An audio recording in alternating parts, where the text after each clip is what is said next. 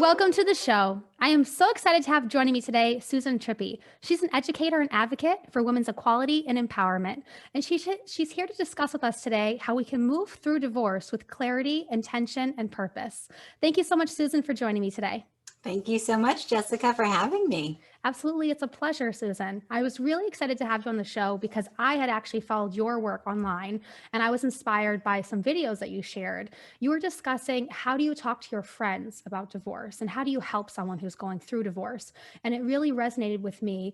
I am divorced, or I'm still going through the divorce process over 2 years now, and with COVID tying things up, as many of us are going through that, elongating the process, and elongating the stress, I think, as well. But I was married for 10 years, and coming out of that divorce, I went through a huge transformation, and I had to be really mindful of the choices I was making so that I wouldn't get sucked down deep into, the darkness of the whole thing. And I was able to sort of pick up the pieces and pick up what the best pieces were left of me and of the situation, and sort of put them together in a way of a mosaic that of a life that I'm really proud of now. And I think that's how a lot of us feel when we're going through divorce.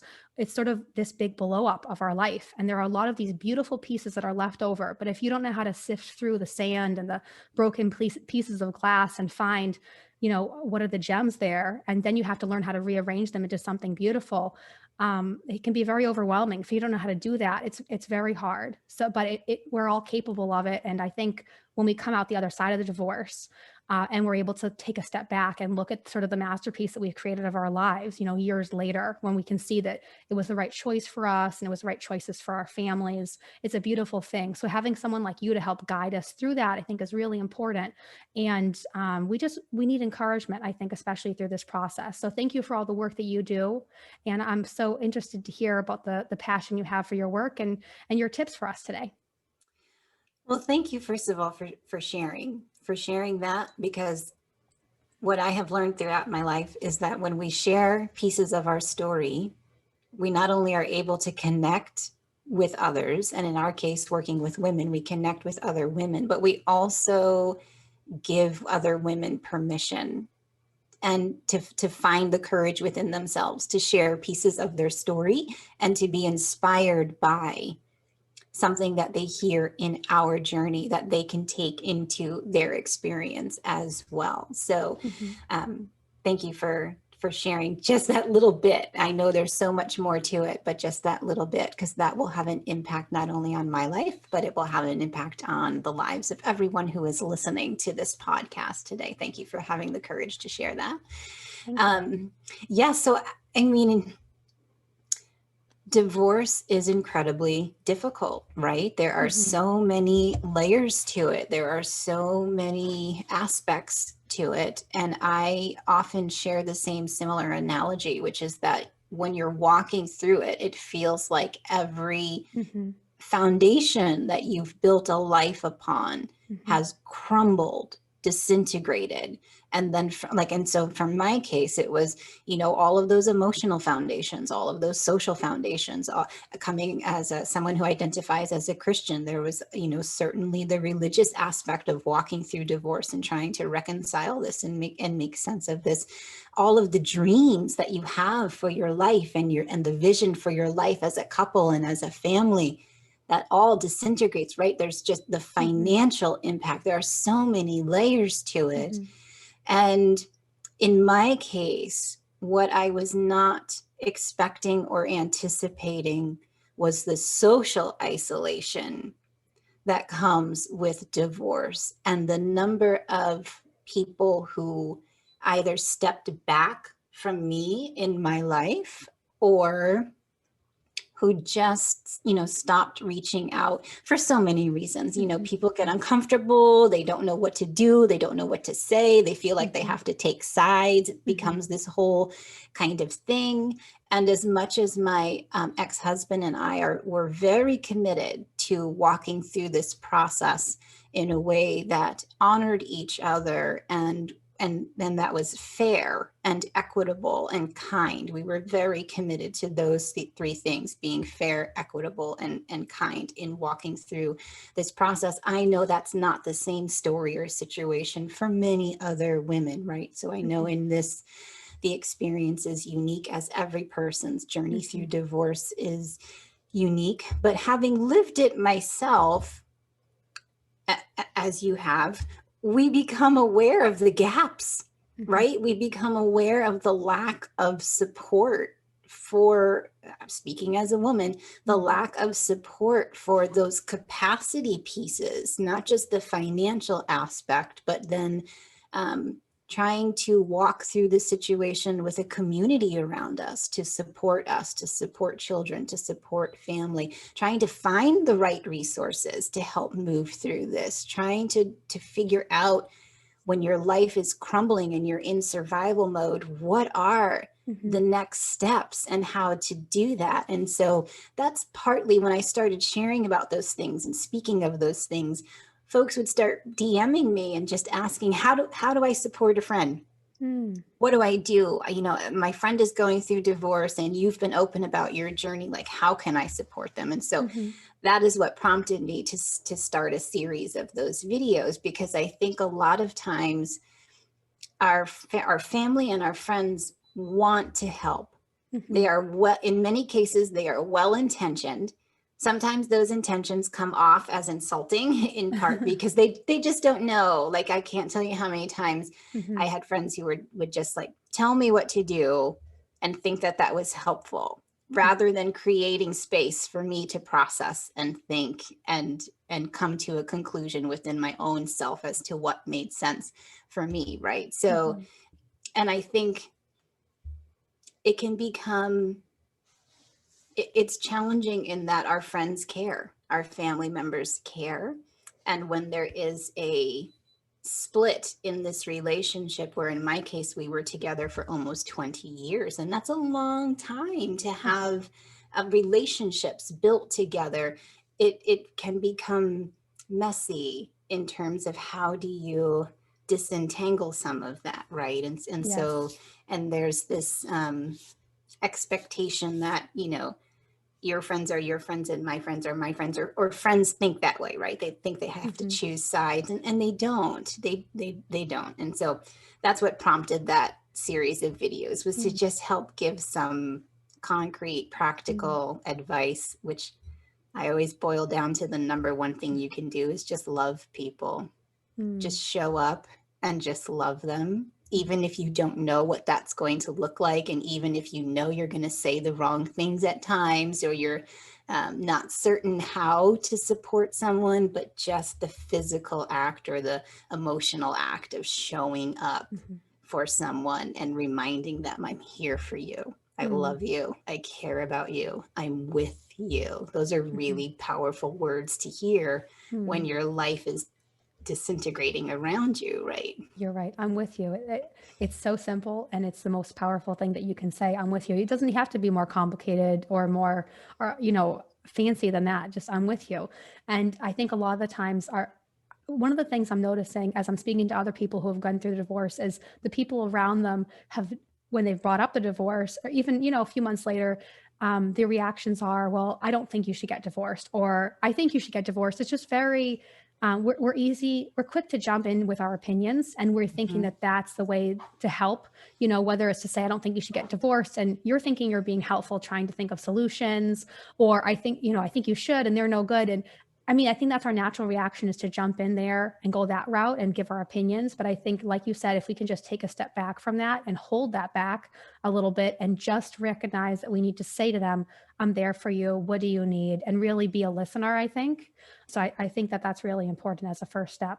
One of the things that you also mentioned, Susan, when you were speaking about your journey and the emotions you went through, you had discussed a little bit about some friends are not yours, and whose friend is who, and there's that sense of belonging, and who are you and who are they and who were we and who am I going to be now. And those are sort of four different things. And one of the things that I connect with that is after I was divorced, I struggled with, there was a lot of pictures online, and I really didn't want, some of us choose to delete them, some of us choose to keep them. In my case, I chose to delete the pictures that my ex-husband was in.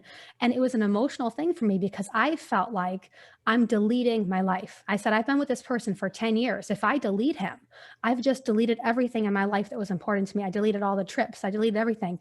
And one of the things that I found really impactful to me was when I actually went in and I deleted just maybe just a few pictures that he was in or that I had a strong emotional connection to and I wanted to move away from. So I wanted to delete. I recognized, you know what, this is not, I'm not deleting everything. I still have these lovely pictures of me and all these activities, and I even kept a few up of us, you know. So I was scared to delete everything about myself, and I think that's really how we feel in a divorce. You're going to Mhm. delete everything about yourself. You're deleting your life, your past, who you are, and when you recognize that that's not the case, it's very powerful. You can make those changes to your relationship, and you can have that conscious uncoupling, as we hear about, and you're still not going to lose everything about yourself or your past or what you've enjoyed. My past relationship, I had a relationship after my divorce, and one of the things that I struggled with was we used to really like to go trips together and go up north and all of that. And I felt like, wow, gee, I'm never going to experience that again. And it was very hard for me to separate the fact that it was something we used to do together from the fact that it was something that I just enjoy doing. So instead of looking at it like a loss and I'm never going to have these experiences again, I really had to sort of recognize that that was something that I like to do, take that power back to myself and say, I'm going to do that again myself. I'm going to do that with my son. I'm going to do that with a friend. I don't need to feel that I'm losing something by this relationship being over. It was a real conscious effort to sort of take those things that I cared about and put them back into myself and empower myself. So I know that's convoluted because it's hard to explain your emotions, but I just wanted to share that for anyone out there listening who feels like getting a divorce is going to be a loss for them in terms of deleting who you are, deleting everything you care about. You're not. You're still going to be you, and you need to take that power back into yourself and recognize that there's a beautiful future ahead of you. You're just making slight adjustments to it. But I think that's really important to not feel like you're losing yourself or your whole past here.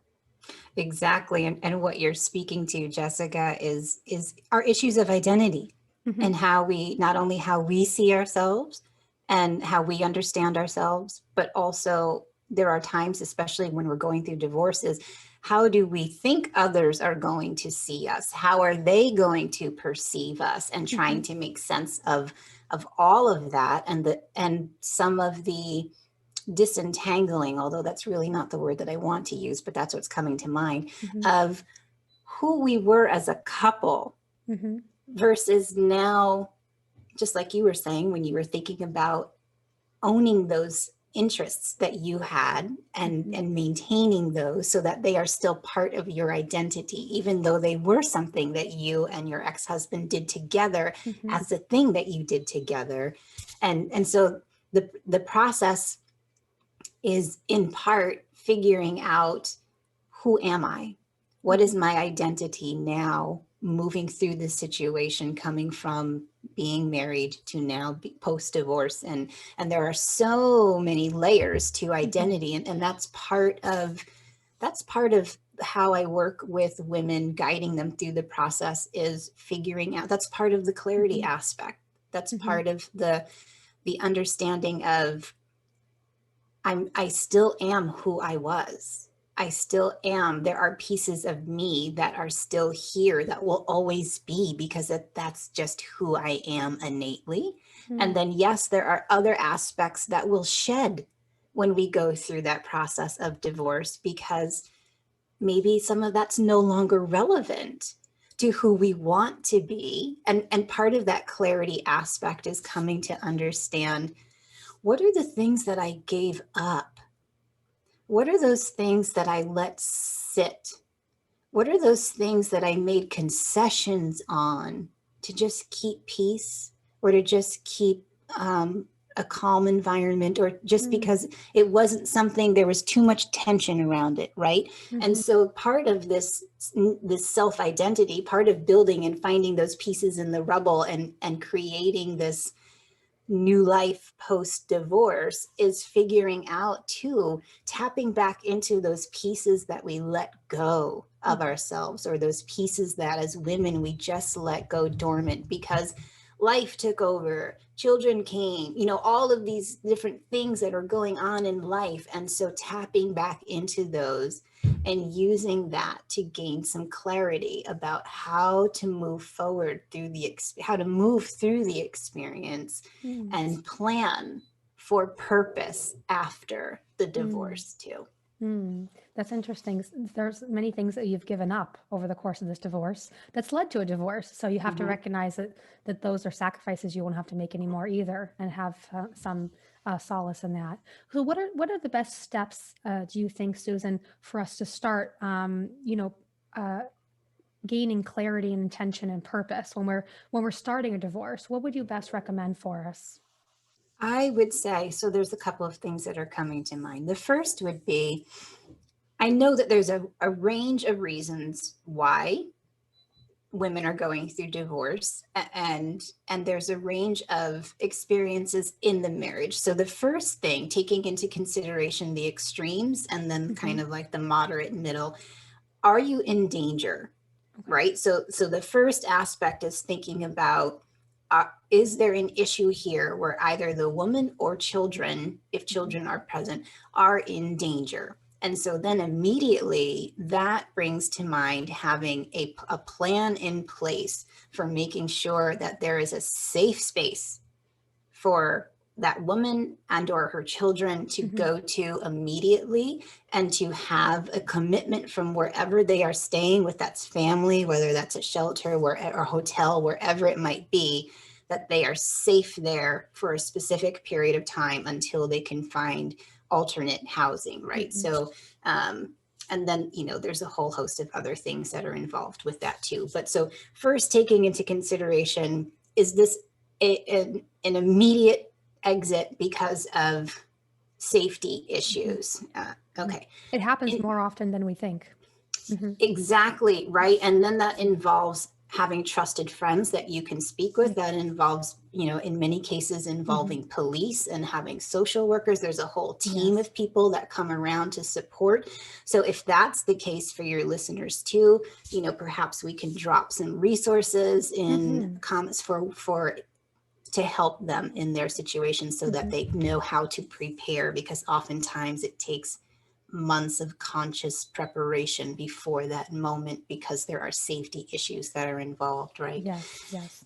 There's Um, there's often many steps, I think, to that. And I wanted to get to the next steps, but I think important that we mention in this is, as you were saying earlier, Susan, it's so important to be a friend to someone through a divorce. Especially, it's exponentially important to be a friend to someone who's going through a divorce where there's violence involved, because exactly. oftentimes those victims don't recognize how much danger they're in, and don't Yes. recognize they're in danger at all. So it's even more important that even before the divorce, you're being a good friend in the sense of seeing that danger if they can't. And I've seen that happen, with some other friends of mine where, you can see they're in a really bad situation and they can't see it yet, that you really, the number one thing you can do for them, I think, is giving them a safe space, saying, if you and the kids want to come with me for the weekend, you can.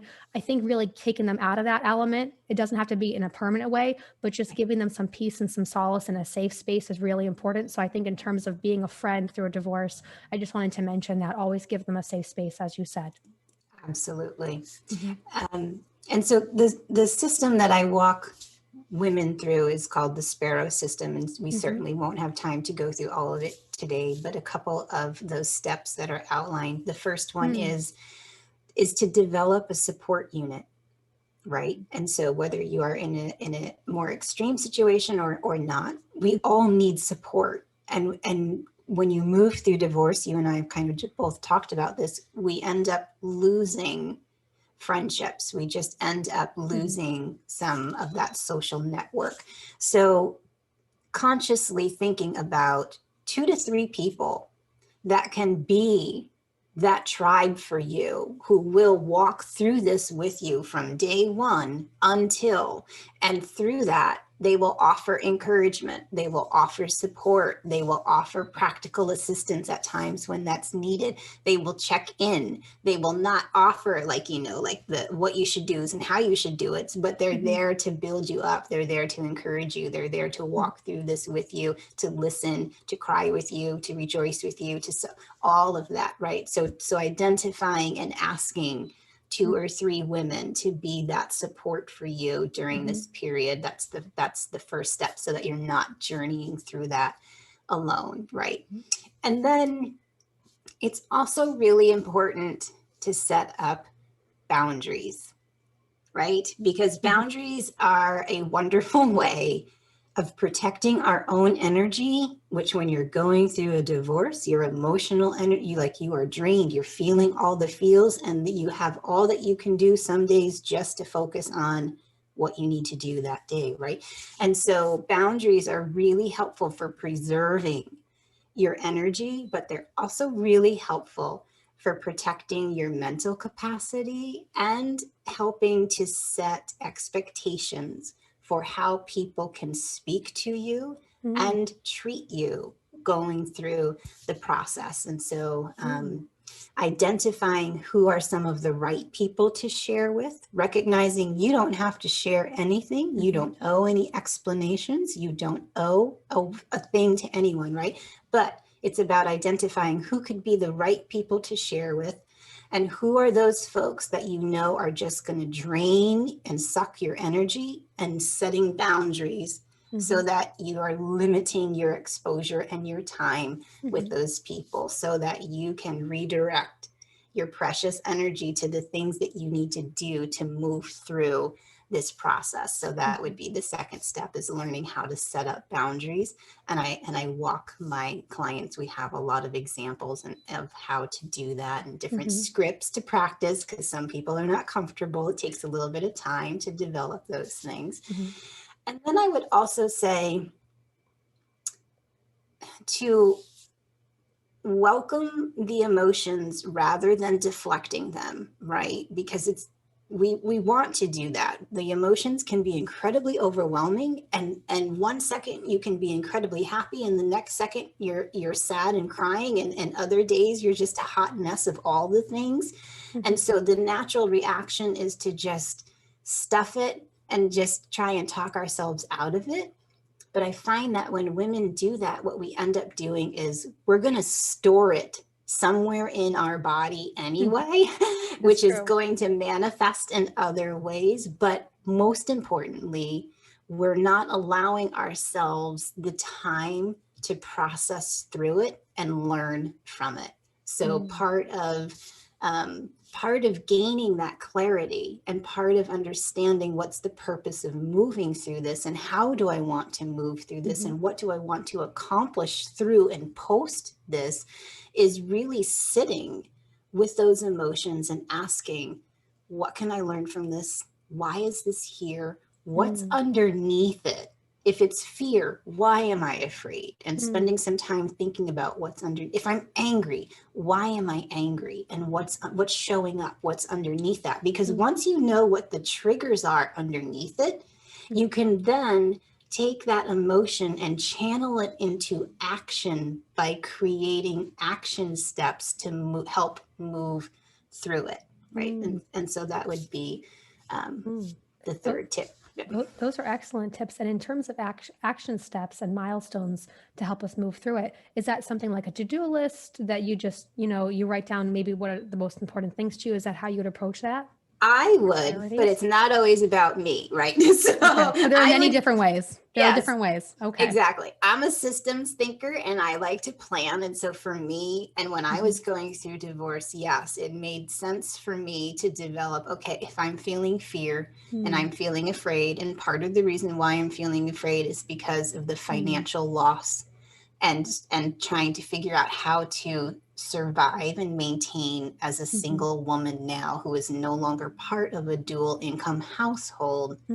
Okay, then part of my action plan was figuring out the cost of living in the new community that I moved to, and figuring out what it will take to earn an income that is sustainable for this area. And then it became, what are those steps that I can do to secure income, right?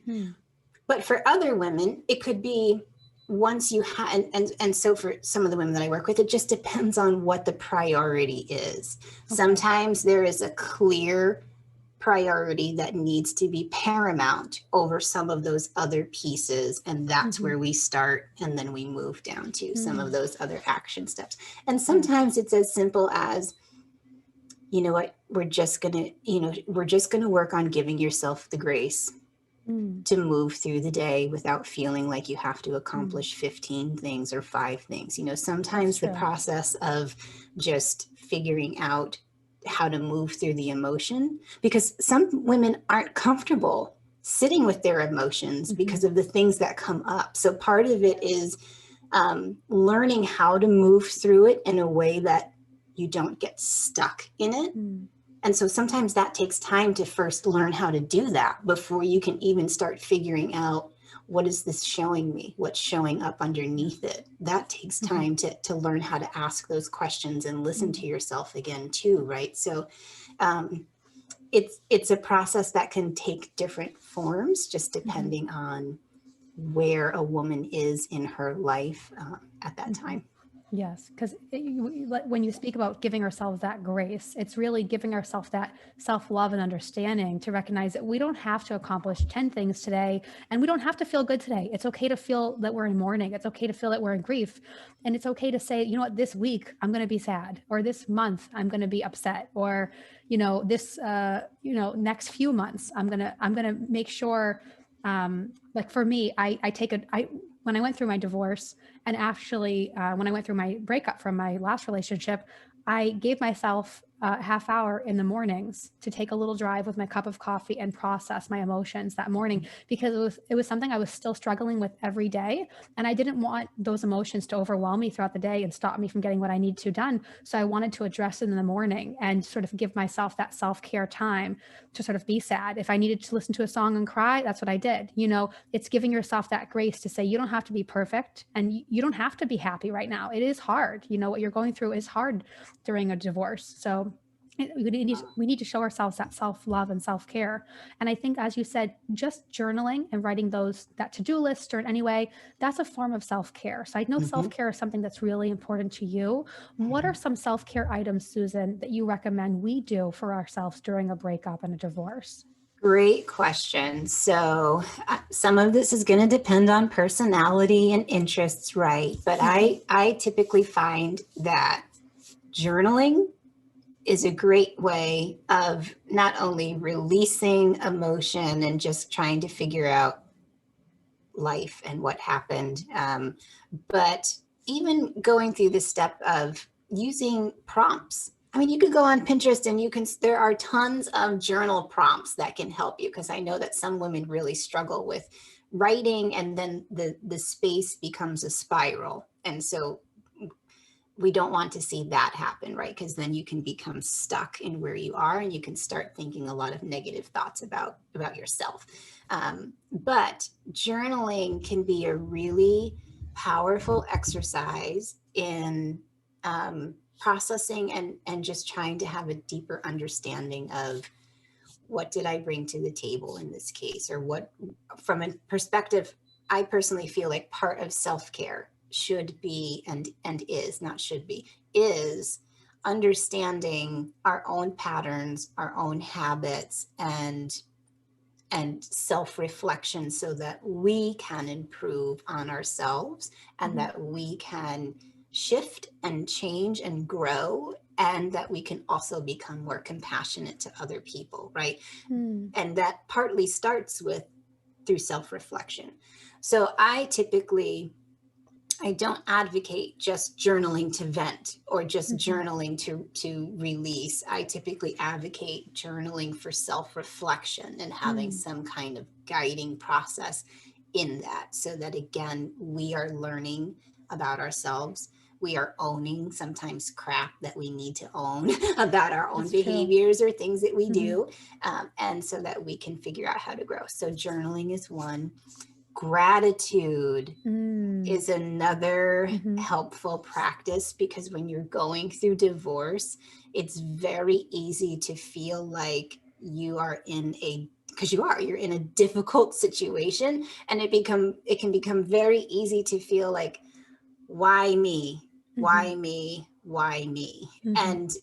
And so the practice of gratitude helps to, and starting simply, I encourage women to write 5 things. If you can think of 5 things that you felt good about that Mm. day, whether they happened to you, or you saw beautiful things in the world, or you saw Mm. something positive on the news, whatever you can say that you made you feel grateful for the Mm-hmm. day, write that down. And maybe that's as simple as, today I got out of bed, Mm-hmm.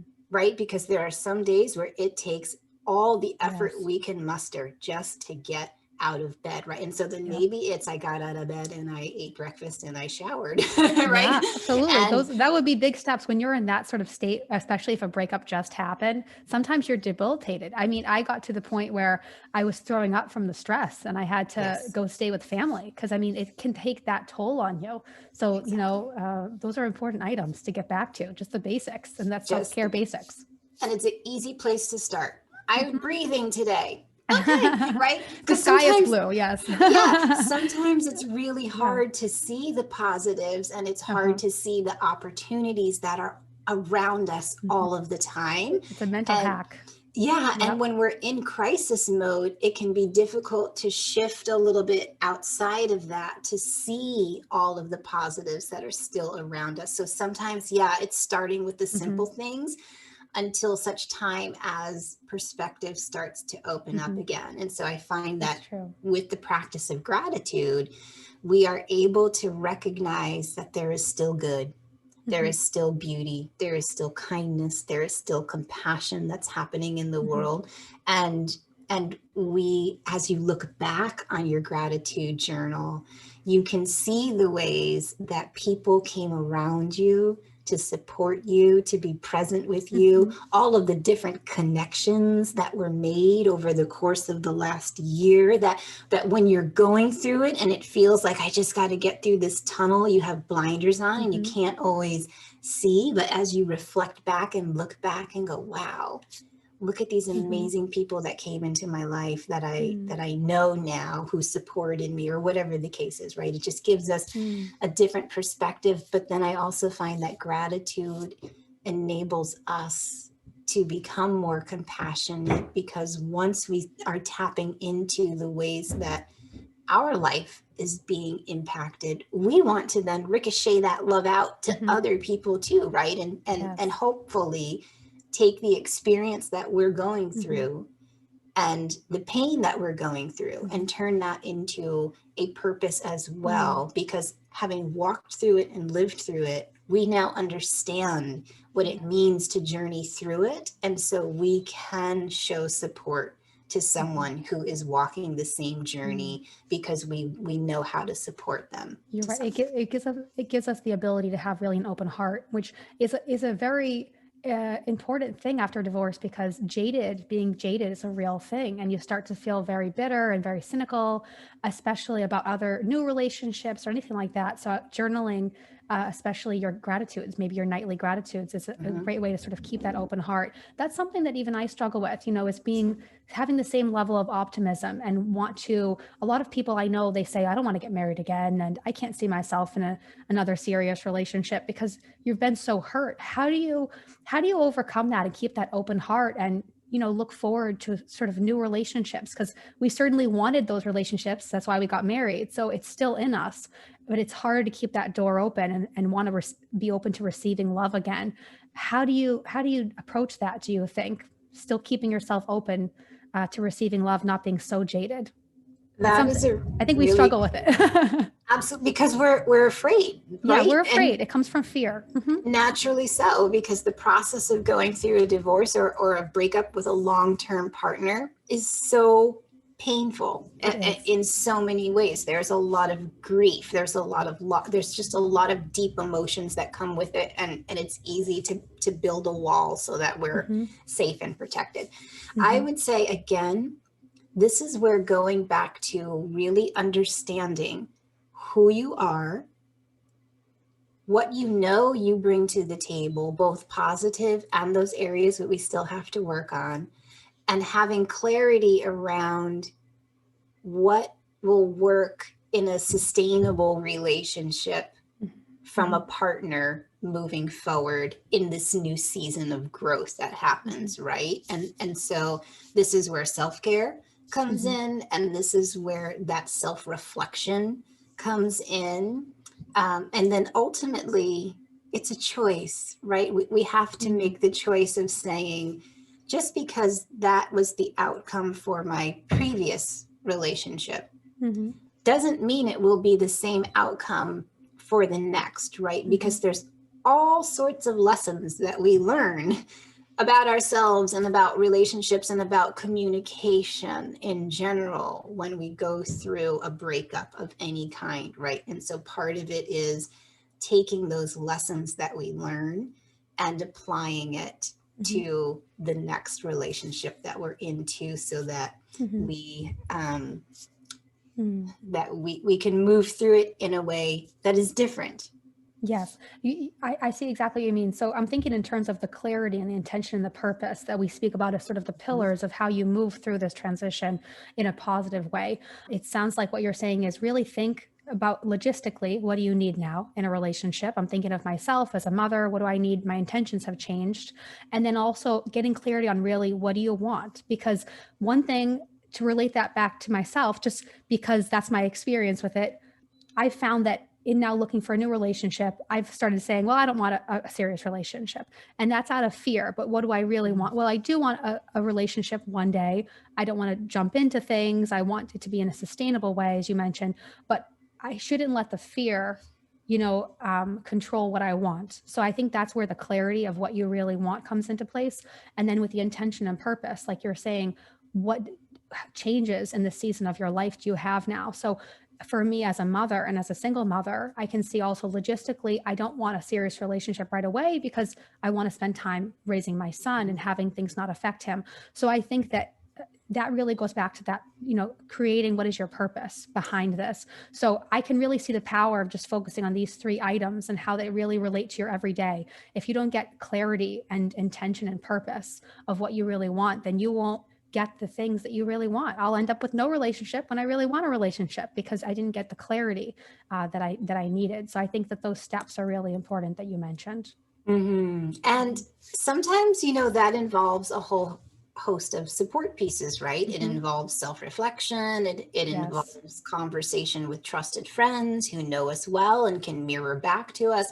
Sometimes it involves therapy and working with a counselor that can help us to uncover some of our blocks or some of our trauma, and working through our trauma so that we can have some boundaries for the next relationship and not repeat some of the same patterns, right? So there's a lot of podcasts like yours. There are a lot of great books that we can read. I mean, there's so many resources that are available to us and to our children too, because let's not forget that piece too, right? Is helping to equip children with the tools that they need as well to emotionally and socially and mentally process through the experience too, and to have the self-care to learn from the experience, and know,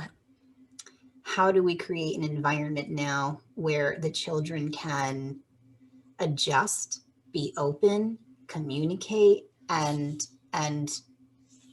move through this in a way in which they also are receiving the support that they need to handle all of the emotions that are coming for them as well. Absolutely. As parents, Susan, are there any sort of key phrases or key actionable steps or anything like that we can do to help support our kids through this as well?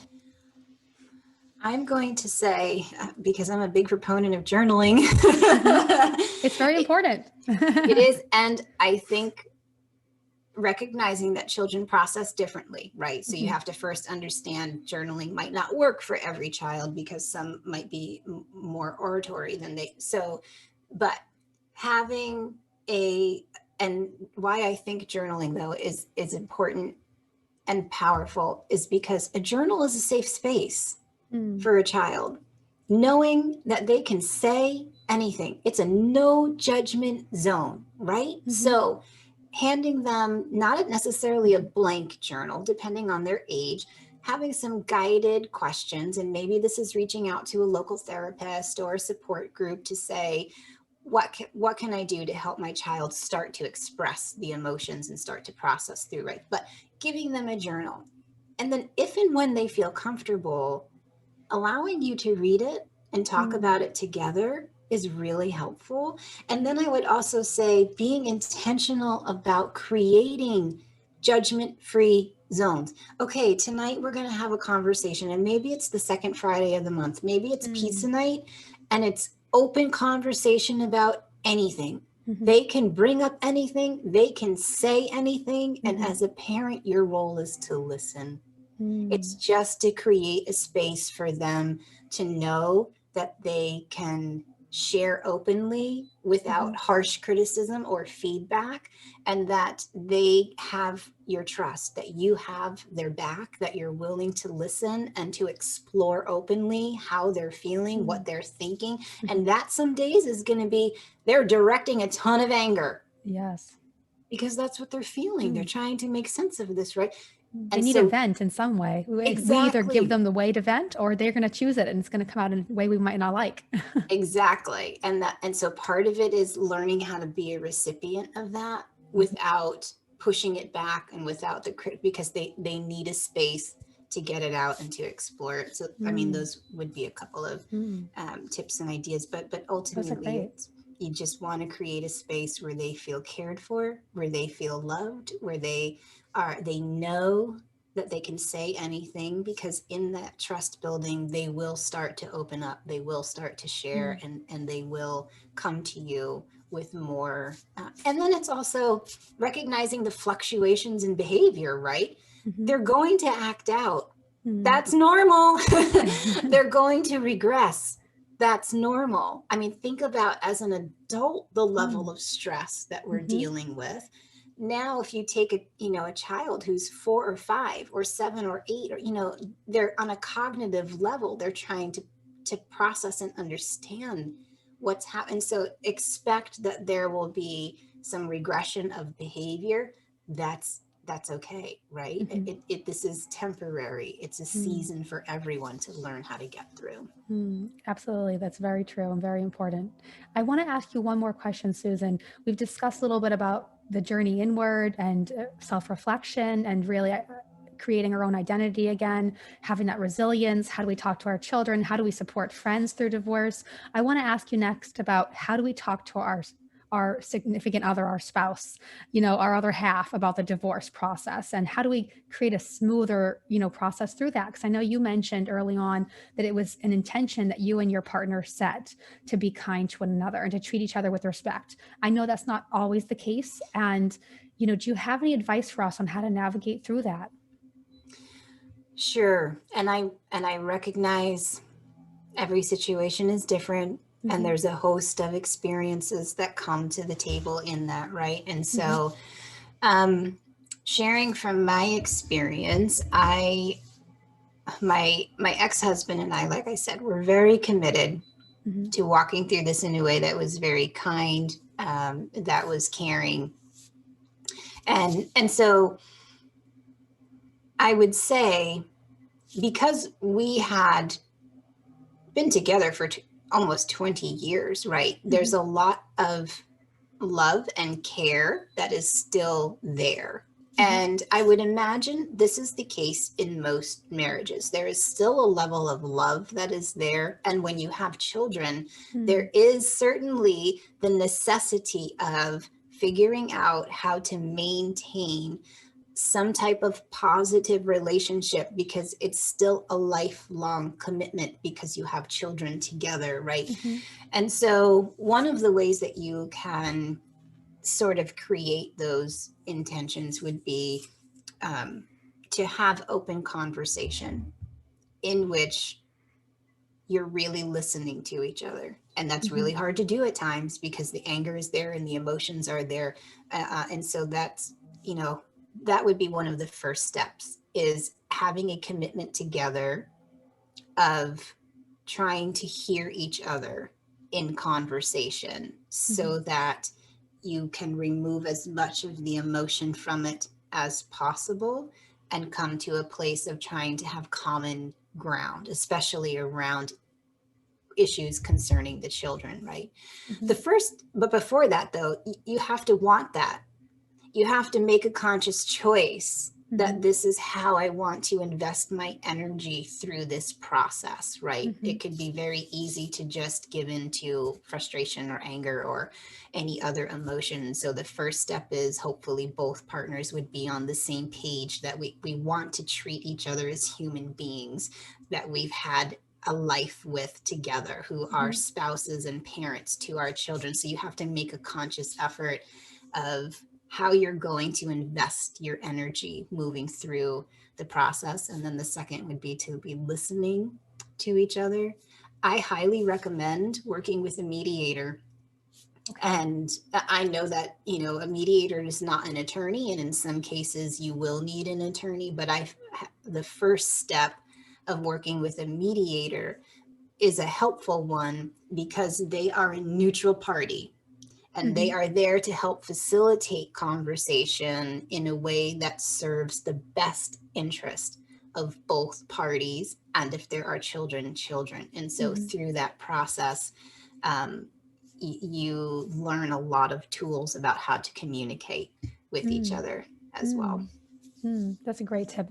Courts assign mediators, right? Or you can also choose someone You who's can trusted in your choose, life. yes, yep, you can find mediators by looking online in your state or your city. Okay, those are some great tips for us. Is there anything else, Susan, that you recommend that we do, or that you want to share with us in terms of divorce and overcoming these challenges that we might have missed? Well, we've touched on it a lot, but of course, self-care. Self-care. Self-care, Okay, yes, and it's number one. making the Hmm. time as you're going through it to find out what are those self-care practices that are right for you at different stages, because they'll change Mm. depending on, and then That's your knowing, lifesaver, is the self-care and incorporating that into your daily routines. absolutely, That's going to absolutely, help you transform in the way you want to. yes. Yeah. I love that, Susan. How can our listeners follow you and learn more about your work and reach out to you as a resource? Sure. So you can find me at susantripi.com, and I'll spell that for you. It's SUSANTRIPI.com, and you'll find all sorts of ways that I work with women through divorce and life transitions, and then also self-care as well. Wonderful. And we'll also share your self-care checklist with everyone too. So keep an eye out, everyone, for that in the links and comments on the show here today. Thank you so much, Susan, for joining us and for so genuinely sharing your life and your knowledge with us. Thank you so much for having me, Jessica. Thank you. Talk to you soon. Bye now.